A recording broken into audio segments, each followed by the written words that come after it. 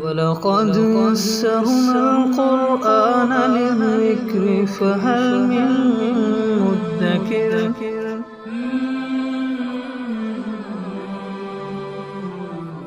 سورۃ البقرہ آیت نمبر 84۔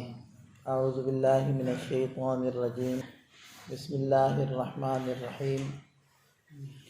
وَإِذْ أَخَذْنَا مِيثَاقَكُمْ لَا تَسْفِكُونَ دِمَاءَكُمْ وَلَا تُخْرِجُونَ أَنفُسَكُمْ مِنْ دِيَارِكُمْ ثُمَّ أَقْرَرْتُمْ وَأَنْتُمْ تَشْهَدُونَ۔ بنی اسرائیل کو خطاب کر رہا ہے، اور یہ خطاب سورۃ البقرہ کے 5ویں رکوع سے شروع ہوتا ہے اور 15ویں رکوع کے ابتدا تک چلتا ہے۔ تو گویا کہ یہ 10 رکوع ہیں جن میں اللہ تعالیٰ بنی اسرائیل کو مخاطب بناتے ہیں،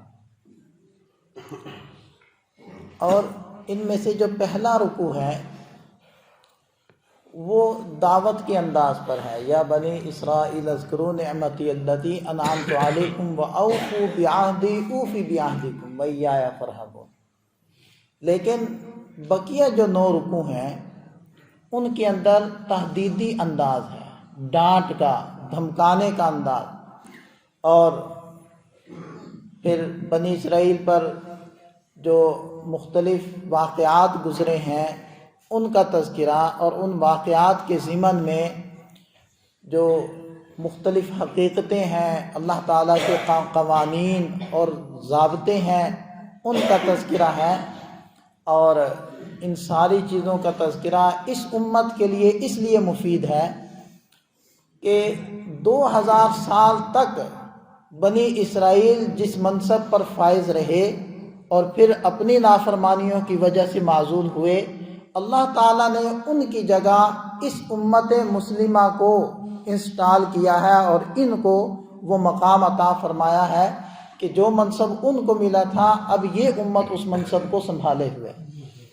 اور نبی پاک صلی اللہ علیہ وسلم نے فرمایا تھا کہ لَيَأْتِيَنَّ عَلَىٰ أُمَّتِي مَا أَتَىٰ عَلَىٰ بَنِي إِسْرَائِيلَ حَذْوَ النَّعْلِ بِالنَّعْلِ، کہ یقیناً میری امت پر بھی وہ سارے حالات آئیں گے جو بنی اسرائیل پر آ چکے ہیں، بالکل ایسے جیسے کہ ایک پاؤں کا جوتا دوسرے پاؤں کے جوتے کے بالکل موافق اور مناسب ہوتا ہے، اس طرح حالات آئیں گے، یعنی جو ان کے اوپر آئے ہیں مختلف واقعات، یہ اس امت پر بھی آئیں گے۔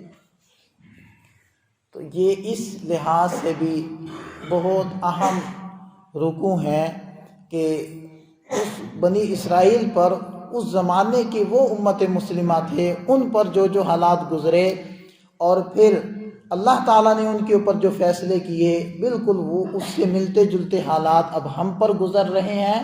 اور پھر اگر ہم دیکھیں عمومی طور پر امت مسلمہ کے حالات، تو ہمیں مسئلہ سمجھ میں آ جاتا ہے کہ اصل مسئلہ کیا ہے۔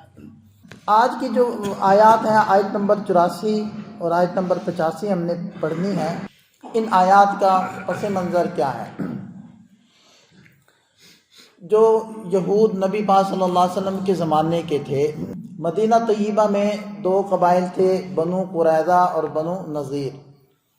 بنو قینقاع ذرا دور فاصلے پر رہتا تھا، اور مدینہ طیبہ میں عربوں کے 2 قبائل تھے، اوس اور خزرج۔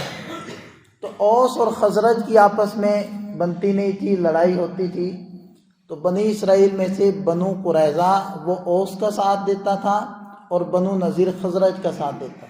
جب یہ 2 قبائل آپس میں لڑتے، اوس اور خزرج، یہ یہودیوں کے 2 قبیلے الگ الگ عربوں کے قبیلوں کا ساتھ دیتے، تو گویا کہ بنو قریظہ جب اوس کا ساتھ دیتا تو اوس کے ساتھ ہو کر بنو نذیر کے خلاف لڑتا، اور بنو نذیر خزرج کا ساتھ دے کر وہ بنو قریظہ کے مقابلے میں آتا۔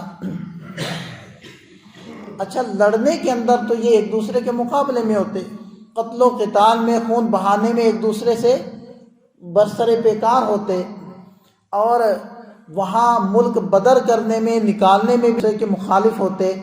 لیکن جب مخالف فوج کے یہود، یعنی بنو نذیر کے یہود یا بنو قریظہ کے یہود قیدی بن کر ان کے پاس آتے، تو پھر فدیہ دے کر ان کو چھڑا لیتے۔ پھر خود ہی فدیہ دے دیتے. اور جب ان سے پوچھا جاتا کہ تم نے فدیہ کیوں دیا، تو کہتے کہ جی ہمارا مذہب کہتا ہے کہ اگر تمہارے بنی اسرائیلی بھائی قیدی بن جائیں تو ان کو فدیہ دے کر چھڑاؤ. اور جب ان کو کہتے کہ پھر تم ان کے مخالف ہو کر لڑتے کیوں ہو، تو کہتے جی کیا کریں، دنیا داری بھی ہے، اپنے جو یار بیلی ہیں اور اس کو دوست بنا لیا ہے تو ان کا ساتھ بھی دینا پڑتا ہے. یہ تو صورتحال تھی نبی پاک صلی اللہ علیہ وسلم کے زمانے کے یہود کی.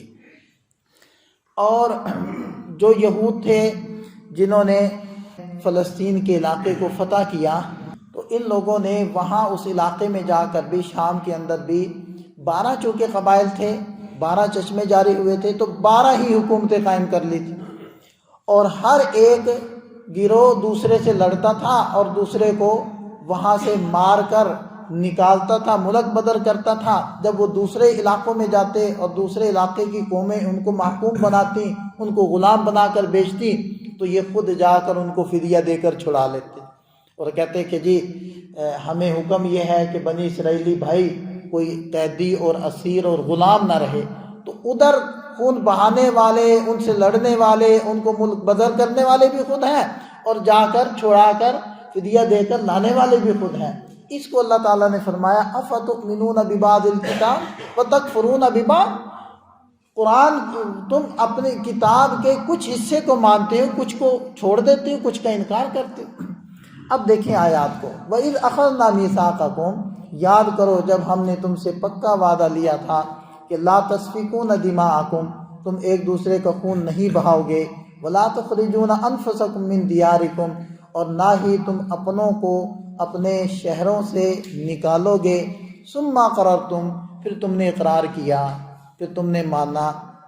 وانتم تشہدون، اور تم وہاں ہوش و حواس کے ساتھ موجود تھے، یعنی تمہارا ماننا، اقرار کرنا ضمناً نہیں تھا یا ایسے انجانے میں نہیں تھا، بے دھیانی میں نہیں تھا، تم نے بلکہ پورے ہوش و حواس کے ساتھ، صریح الفاظ کے ساتھ اقرار کیا اور مانا. یہ تو تم نے اقرار کر لیا. ثم انتم ہؤلاء، پھر تم وہی ہو، وہی اقرار کرنے والے ہو، تقتلون انفسکم، اپنوں کو قتل کرتے ہو، وتخرجون فریقا منکم من دیارہم، اپنے میں سے ایک گروہ کو، ایک جماعت کو اپنے علاقوں سے باہر نکال دیتے ہو. تظاہرون علیہم بالاثم والعدوان، ان کے اوپر چڑھائی کرتے ہو گناہ اور ظلم کے ساتھ. وَإِن يَأْتُوكُمْ أُسَارَىٰ، اور اگر وہ تم پر، تمہارے سامنے قیدی بن کر آتے ہیں، تُفَادُوهُمْ، تو تم فدیہ دے کر ان کو چھڑا لیتے ہو. وَهُوَ مُحَرَّمٌ عَلَيْكُمْ إِخْرَاجُهُمْ، حالانکہ ان کا نکالنا ہی تم پر حرام تھا. افتؤمنون ببعض الکتاب، کیا تم کتاب کے کچھ حصے کو مانتے ہو، وتکفرون ببعض، کچھ حصے کا انکار کرتے ہو. یہ ہے وہ بات، یہ ہے وہ ضابطہ جو صرف ان لوگوں کے ساتھ خاص نہیں ہے، یہ اب ہمارے اوپر بھی فٹ آئے گا کہ کچھ دین کو مان لینا، کچھ کو چھوڑ دینا. نماز بھی چل رہی ہے، سودی کاروبار بھی چل رہا ہے، سودی لین دین بھی چل رہا ہے، قمار اور جوا بھی چل رہا ہے، حج اور عمرے بھی چل رہے ہیں، جھوٹ بھی چل رہا ہے اپنی دکانداری کے اندر، تسبیحات بھی چل رہی ہیں، ساتھ ساتھ جھوٹ بھی چل رہا ہے. مسجد کی حد تک نماز اور روزہ اور رمضان اور قرآن کی حد تک دیندار ہیں، لیکن جب شادی کا موقع آیا ساری دینداری ہوا، سب کچھ ختم ہو گیا. وہی صاحب جو خود بھی متہجد تھا، جس کی اہلیہ بھی متہجدہ تھی، وہی پتلے دوپٹے کے ساتھ، ہاف بازوؤں کے ساتھ، وہی اس کے اہل خانہ بے پردگی کے ساتھ شادی حال کے اندر تصویریں بنواتے ہوئے. کیا ہوا؟ کدھر گئی دینداری؟ افتؤمنون ببعض الکتاب، ہم صرف نماز کی حد تک مسلمان تھے، دکانداری میں اسلام کہاں گئے؟ جب ہم ملکی قوانین کا مسئلہ آتا ہے تو اس وقت اسلام کدھر گیا، اس وقت دینداری کہاں گئی؟ تو یہ ہے افتؤمنون ببعض الکتاب، یہ ان لوگوں نے کیا تھا بنی اسرائیل نے. اور اللہ کے نبی صلی اللہ علیہ وسلم نے فرمایا لَيَأْتِيَنَّ عَلَىٰ أُمَّتِي مَا أَتَىٰ عَلَىٰ بنی اسرائیل، جو حالات بنی اسرائیل پر آئے میری امت پر یقیناً آئیں گے، حزم النعل بالنعل، جیسے جوتا جوتے کے موافق ہوتا ہے، بالکل ایسے سیم ٹو سیم آئیں گے۔ تو یہ امت کر رہی ہے، تو پھر جو ان کے ساتھ ہوا وہی ہمارے ساتھ ہو رہا ہے۔ لہذا ارشاد فرمایا فما جزاء من یفعل ذلک منکم، جو تم میں سے ایسا کرے کہ کچھ کتاب کو مانے کچھ کا انکار کر دے، تو فرمایا اس کا کیا بدلہ، اس کی کیا جزا، الا خزی فی الحیات الدنیا، سوائے دنیا کی رسوائی کے، اور اس کا کیا بدلہ ہو سکتا ہے؟ آج امت مسلمہ رسوا ہے یا نہیں ہے؟ پاکستان کلمے کی بنیاد پر بنا ہے، پاکستانیوں کے ساتھ کیا معاملہ ہو رہا ہے پوری دنیا میں، اور مسلمانوں کے ساتھ کیا معاملہ ہو رہا ہے؟ تو الا خزی فی الحیات الدنیا، فرمایا اللہ تعالیٰ نے فما جزا، کیا بدلہ ہو سکتا ہے سوائے دنیا کی رسوائی کے ایسے لوگوں کے لیے؟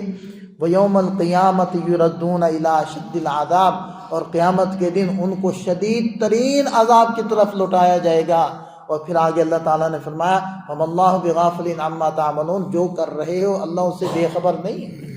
کیمروں سے تو ڈرتے ہو، اللہ سے نہیں ڈرتے جس کی نگاہ میں ہو؟ اللہ ہر عمل کو جانتے ہیں کہ تمہارا کردار کیا ہے، لوگوں کے سامنے تم کیسے ہو، اور نجی زندگی میں تم کیسے ہو، گھر کی زندگی میں تم کیسے ہو، معاملات کے اندر تمہارا کیا معاملہ ہے، اور معاشرت کے اندر تمہارا رشتہ داروں کے ساتھ لین دین، اپنے خاندان کے ساتھ لین دین، اللہ کو سب خبر ہے، اللہ کو سب پتہ ہے تم جو کچھ کر رہے ہو۔ تو یہ ہے میرے محترم دوستو، ان آیات کا مقصد اللہ تعالیٰ اس امت کو بنی اسرائیل کے واقعات حالات کیوں بتا رہے ہیں؟ تاکہ یہ امت سمجھ جائے اگر ہماری نہیں دنیا میں چل رہی تو وجہ صاف ظاہر ہے، جب اللہ کی کتاب کو پس پش ڈالیں گے، اللہ کو اگنور کریں گے، تو پھر اللہ ہمیں اگنور کرے گا۔ الا خزی فی الحیات الدنیا۔ اللہ تعالی ہمیں سمجھ عطا فرمائے، عمل کی توفیق عطا فرمائے۔